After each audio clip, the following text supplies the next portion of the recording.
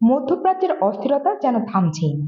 Israeli আগ্রাসনে একের পর এক শীর্ষ নেতা হত্যা ও হামলায় স্থবির হয়ে পড়েছে মুসলিম বিশ্ব।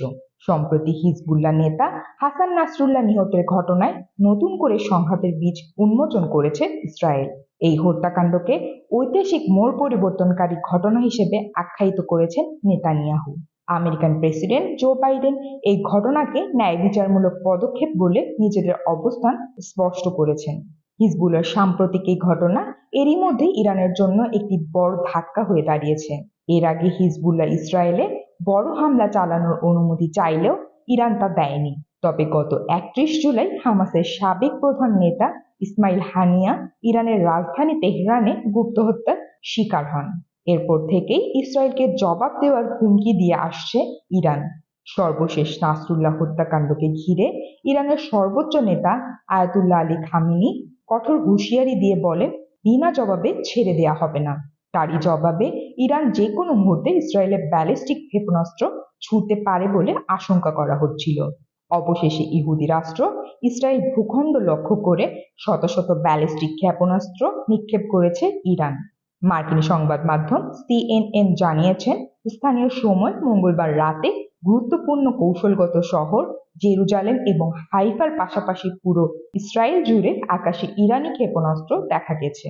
ক্ষেপণাস্ত্র হামলার পরপর পুরো ইসরায়েল জুড়ে সতর্কতা সাইরেন বাজতে শুরু করেছে। নিরাপদ আশ্রয়ের সন্ধানে ছুটছেন ইসরায়েলিরা। ইসরায়েলের রাষ্ট্রীয় টেলিভিশনে সরাসরি সম্প্রচার চলাকালে রিপোর্টারদের মাটিতে শুয়ে পড়তে দেখা গেছে। মঙ্গলবার রাত থেকে ক্ষেপণাস্ত্র হামলার শঙ্কা করে আসছিল যুক্তরাষ্ট্র। তারা ইসরায়েলিদের পূর্ণ সমর্থনে ইরানকে কঠিন পরিণতি ভোগ করার হুঁশিয়ারি বার্তা দিয়ে আসছিলেন। অপরদিকে ইসরায়েলে অবস্থিত মার্কিন দূতাবাসে অবস্থানরত যুক্তরাষ্ট্রের সব সরকারি কর্মকর্তা কর্মচারী ও তাদের পরিবারের সদস্যদের পরবর্তী নির্দেশ না দেওয়া পর্যন্ত নিরাপদ আশ্রয়ে থাকার নির্দেশ দিয়েছেন। এর আগে ইসরায়েল কর্তৃক লেবাননে স্থলাভিযান করার বিষয়টি যুক্তরাষ্ট্র অবগত ছিল বলে জানিয়েছেন মার্কিন এক কর্মকর্তা।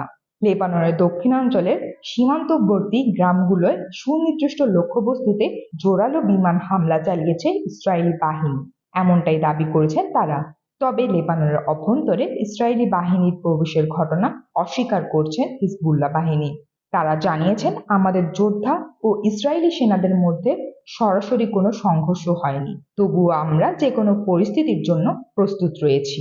হামলা পাল্টা হামলা এই পরিস্থিতি মধ্যপ্রাচ্যের রাজনৈতিক অঙ্গনে এক জটিল উত্তেজনার সৃষ্টি করেছে, যা ভবিষ্যতে আরো ভয়াবহ সংঘাতের ইঙ্গিত দিচ্ছে বলে মনে করছেন বিশেষজ্ঞগণ।